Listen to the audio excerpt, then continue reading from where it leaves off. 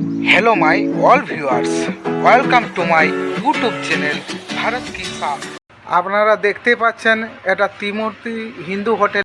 বন্ধুরা, আজ আমি চলে এসেছি ত্রিমূর্তি হিন্দু হোটেল রেড চাট। বন্ধুরা, আমার আসতে একটু লেট হয়ে গেছে, তার জন্য অনেক সবজি হয়ে গেছে, আবার কিছু সবজি এখন বাজার থেকে নিয়ে আসা হলো। ত্রিমূর্তি হিন্দু হোটেলের এটা বসার জায়গা, এখানে কাস্টমাররা এসে বসেন এবং খাওয়া দাওয়া করেন এখানেই। এছাড়াও লাইন বাস বা গাড়ি, তাদের ড্রাইভাররাও এসে এখানে খাওয়া দাওয়া করে। ত্রিমূর্তি হোটেলের একটা কিচেন রুম এখানে দেখতে পাচ্ছেন। আপনাদেরকে আগেই বলেছি যে রান্না কিছু কিছু হয়ে গেছে, আমাদের আসা লেট হয়ে গেছে। এখানে মাংস রাখা আছে, কিছু কিছু মানুষ আবার খেয়েওছে। এখানে দেখুন কিভাবে হাইজেনিকটা মেনটেন করে রেখেছে। দেখুন, ভাত কিন্তু ঢাকা আছে যাতে মাছি বা অন্যান্য পতঙ্গ এসে না পড়ে, তার জন্য। দাদা, একটা খুলে দেখো, ভাতের কোয়ালিটির রাইসটা দেখুন। দেখুন, মশারির ঢাকা দেওয়া আছে, পুরো পরিষ্কার। এতে রয়েছে বাঁধাকপির সবজি।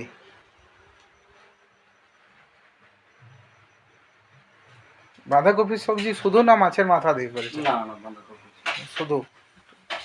এটা কি আছে? মসুরের ডাল। মসুরির ডাল, শুকনো লঙ্কা পেঁয়াজ দিয়ে ফড়ং দেওয়া আছে। হ্যাঁ, আমার নাম সোহাদেব মুর্মু। এটা কতদিন হলো হোটেলটা? হোটেলটা এটা 6 বছর হয়ে গেছে। এখানে কি কি পাওয়া যায়? এখানে রুটি পাবেন, পরোটা পাবেন, ডাল সবজি ভাত তো থাকছেই, চিকেন হবে, হ্যাঁ, মাটন হয়, মাছ মাংস দেখতেই পাচ্ছেন। এটা আলু পোস্ত হবে।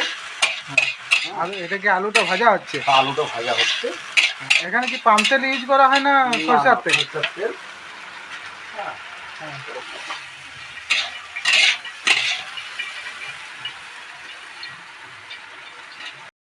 আমাদের এখানে রান্নার যেটা কোয়ালিটি, আমরা কাঠের উনুনে রান্না করি, কাঠ দিয়ে। হ্যাঁ, আমরা গ্যাস ইউজ করি না। হ্যাঁ, এই জন্য রান্নার কোয়ালিটিটা, টেস্টটাও মেনটেন হচ্ছে।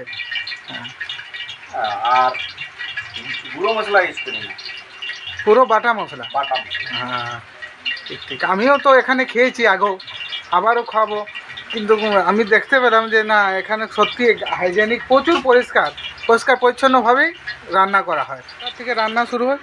আমাদের রান্না মোটামুটি 7টার থেকে আমরা আরম্ভ করি, সব কাটাকাটি 7টার থেকে কমপ্লিট কটার সময় হয়ে যায়? মোটামুটি 11:30 12টার মধ্যে হয়ে যায়। খাওয়া দাওয়া তো এদের কাজেও চলবে, আর এদের খাওয়া দাওয়াও চলবে। কাস্টমার তো কখন আসে বলে তো আর আসে না। না না, কাস্টমার তো টাইম নিয়ে আসবে না। টাইম নিয়ে আসবে না। হ্যাঁ, ওই যখন মানে লেগে যায় খাবার দিতে হয়। সকাল থেকেই বললে চলে। সকাল থেকেই বললেই চলে। হ্যাঁ, আর রাত্রে কি হয়? রাতে তড়কা হয়, রুটি হয়, চিকেন হয়। ওটা কটার সময় থেকে পাওয়া যায়? ওইটা আপনার 6টার থেকে। কত কিলো চাল লাগে? মোটামুটি ধরে রাখুন 30 কিলো। 30 কিলো চাল পুরোটাই শেষ হয়ে যায় না? আর তাছাড়া এমনি যদি কেউ কোনো অনুষ্ঠান বাড়ির রান্নাবান্না বলে, সেটাও করি। সেটাও করা হয়। এই তো বিয়েবাড়ি এই কারো ঘর ডালায় হচ্ছে। হ্যাঁ, সব অর্ডার নেই। দাদা, আপনারা কজন এখানে কাজ করেন? আপনি তো মালিক, আপনি বাদ দিয়েও। হ্যাঁ, কতজন কর্মচারী? 4 জন আছে। 4 জন। আপনাদের দুজনকে এখন দেখছি, আপনাকে আর ওই দাদা এখন কিচেনে আছে, আর বাকি দুজন? বাকি 2 জন আজ আসেনি। হ্যাঁ, ছুটি হয়েছে। ছুটি নিয়েছে। কারণ ওনাদের নাতির মুখে ভাত। অন্নপ্রাশন আছে। অন্নপ্রাশনের জন্য ছুটি নিয়েছে। ছুটি নিয়েছে একজন, আর একজন শরীর অসুস্থ, তাই উনি ছুটি নিয়েছে। দাদা, নামটা কি আপনার? রাজেন্দ্র মুর্মু। আপনিও কি রান্না বান্না করেন? না, আমি রান্না বান্না করিনি, সহযোগিতা করি। দেখুন, মনে হচ্ছে তেলটা চলে এসেছে, মাছগুলো ভাজা চলবে। আপনারা তো সরিষার তেলে ইউজ করেন না? না, মাছ ভাজাটা পাম তেলে। পাম তেল কি? রুচি গোল্ডের পাম তেল? হ্যাঁ হ্যাঁ হ্যাঁ। এই দেখুন, মাছের সাইজ কিন্তু ঠিক আছে। কত গ্রাম ওজন হবে এক একটা পিস? পিসগুলো কত ওজন হবে এক একটা? কত গ্রাম করে হবে পিসগুলো? 100 গ্রাম। 100 গ্রাম। দাদা ভাতের সাথে যদি দুপুর কেউ রুটি খেতে যায় সেটাও কি পাওয়া যায়? হ্যাঁ, পাওয়া যায়। সেটা কীরকম রেট আছে রুটির? রুটির হচ্ছে 5 টাকা পিস। ভাতের যা হচ্ছে মিল তার সাথে 5 টাকা। আর ভাত এমনি নর্মাল কত ভেজ? ভেজ 40 টাকা।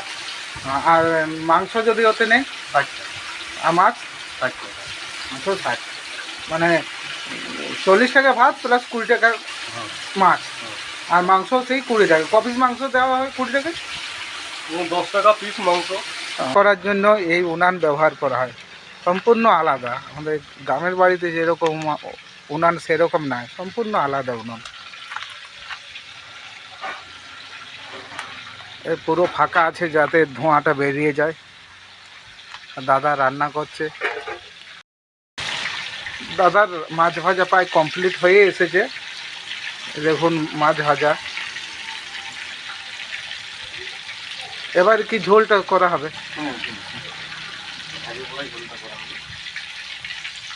চাটনি করার জন্য এই যে টমেটো কাটা আছে। এই যে আমার তেল গরম হয়ে গেছে, এবার মাছের ঝোল হবে। কাঁচা লঙ্কাটা আমি মাঝে মাঝে চিড়ে দিচ্ছি। এই যে টমেটো কাটা আছে, হ্যাঁ, আর গ্রেভি রেডি করা আছে আমার।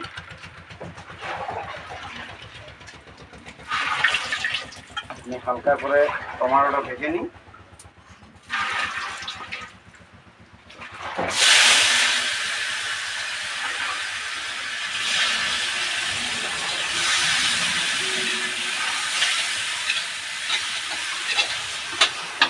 তারপরে কাঁচা লঙ্কা গোটা দিয়ে দিই।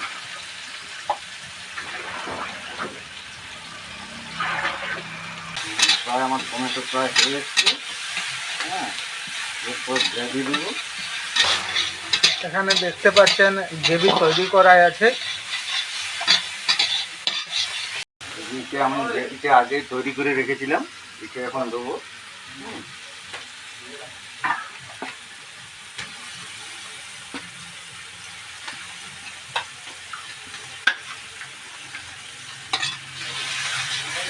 ভালো করে নাড়াচাড়া করে কষে লবণ দিয়ে দিলাম হালকা করে, রেডি হবে। মাছের কারি হবে। মাছের কারি, টমেটো কাঁচা লঙ্কা, হ্যাঁ, কাঁচা লঙ্কা দিয়ে এবারে হালকা জল দিই।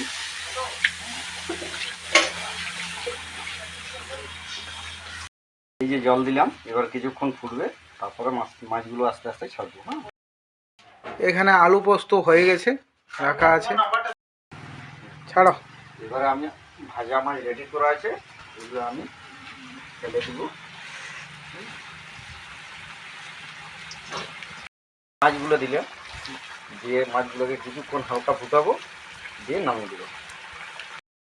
চাটনি তৈরি হয়ে গেছে। এখন আমাকে কাগজের পাতা দিয়ে দিয়েছে, আমি পাতাটাকে ধুয়ে নেব।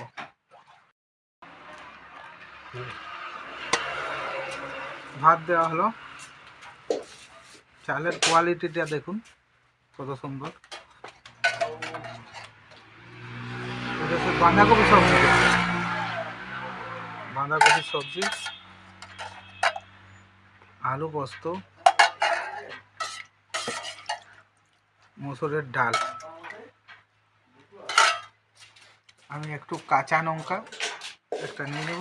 প্রথমে ডাল দিয়ে ভাত দুটি খেয়ে দেখে নেব।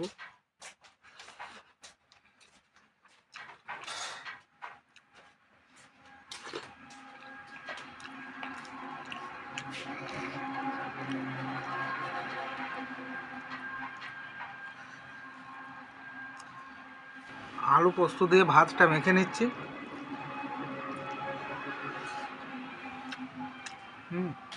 আলু পোস্ত দিয়ে টেস্টটা খুবই অথেন্টিক।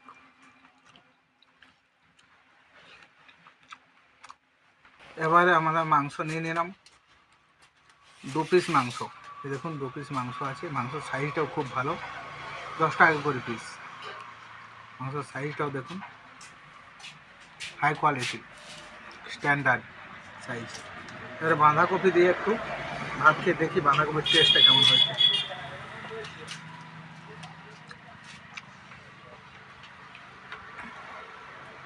বাঁধাকপির টেস্টটাও খুব সুন্দর।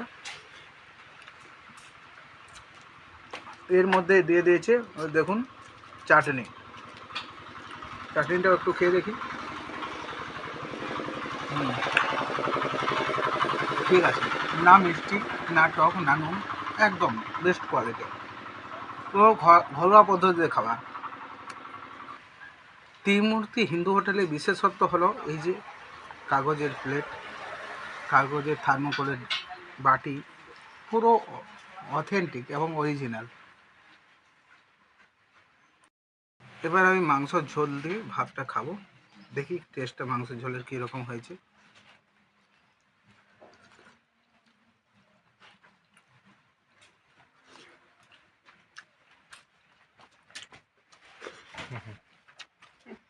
মাংসর ঝোলের টেস্টটা খুবই দারুণ হয়েছে। মাংসটা একটু খেয়ে দেখছি, একটু ঝোল মিশিয়ে নিলাম। কোনো কথা হবে না। ফাইনালি আমার ভাত খাওয়া কমপ্লিট হয়ে গেল। দাদা লোকেশনটা হোটেলের? লোকেশনটা আপনি যদি গোবিন্দপুর হয়ে আসেন তাহলে গোবিন্দপুর থেকে শিবডাঙ্গা রোড আর কলেজ মোড় ওই রোডের মধ্যে পড়ছে। আর মানে গোবিন্দপুর থেকে আসার সময় মনে হয় এই প্রথমেই মনে হচ্ছে এই হোটেলটা পড়ছে, হ্যাঁ। তারপর বিবর্ধা মার্কেট। তারপরে বিবর্ধা মার্কেট। আর আর যদি বিষ্ণুপুর থেকে আসেন, বিষ্ণুপুর হাতিরামপুর মেন সোজা রোডে বিবর্ধাটা পেরিয়ে ডান দিকে।